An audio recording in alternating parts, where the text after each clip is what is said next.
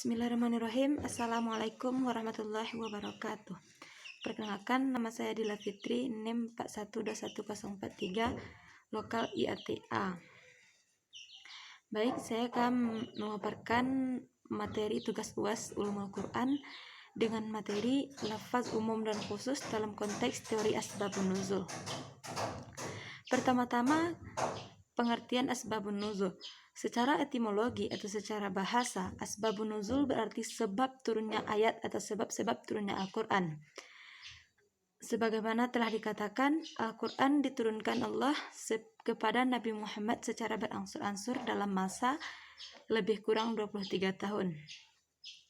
Al-Quran diturunkan untuk memperbaiki akidah, ibadah, akhlak, serta pergaulan manusia yang sifatnya menyimpang dari kebenaran. Karena itu, dapat dikatakan bahwa terjadinya penyimpangan dan kerusakan dalam tata kehidupan manusia merupakan salah satu alasan sebab diturunkannya Al-Quran. Ahli tafsir mengemukakan pendapat tentang asbabun nuzul kepada dalam 3 definisi. Yang pertama, suatu peristiwa yang terjadi menjelang turunnya ayat. Kemudian yang kedua, peristiwa pada masa ayat Al-Quran itu diturunkan, yaitu dalam waktu 23 tahun. Baik, peristiwa itu terjadi sebelum atau sesudah ayat itu diturunkan. Kemudian yang ketiga, yaitu peristiwa yang dicakup oleh suatu ayat. Kemudian yang kedua, yaitu macam-macam asbabun nuzul. Yang pertama, dilihat dari sudut pandang redaksi-redaksi yang dipergunakan dalam riwayat asbabun nuzul, yaitu ada 2. Yang pertama, sharih atau jelas, dan muhtamilah atau kemungkinan, masih bersifat belum pasti.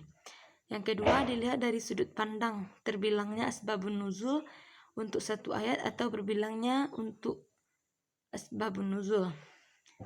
Yang pertama, terbilangnya asbabun nuzul untuk satu ayat atau ta'addud as-sabab wan nazil al-wahid. Ada kalanya satu ayat memiliki beberapa versi riwayat asbabun nuzul. Bentuk variasi itu terkadang dalam redaksi dan terkadang pula dalam bentuk kualitasnya. Untuk mengatasi masalah riwayat asbabun nuzul dalam satu ayat dari sisi redaksi, para ulama mengungkapkan cara-cara berikut. Yang pertama, dengan cara tidak mempersalahkannya. Cara ini dilakukan apabila variasi riwayat-riwayat ini mempergunakan redaksi muhtamilah atau bersifat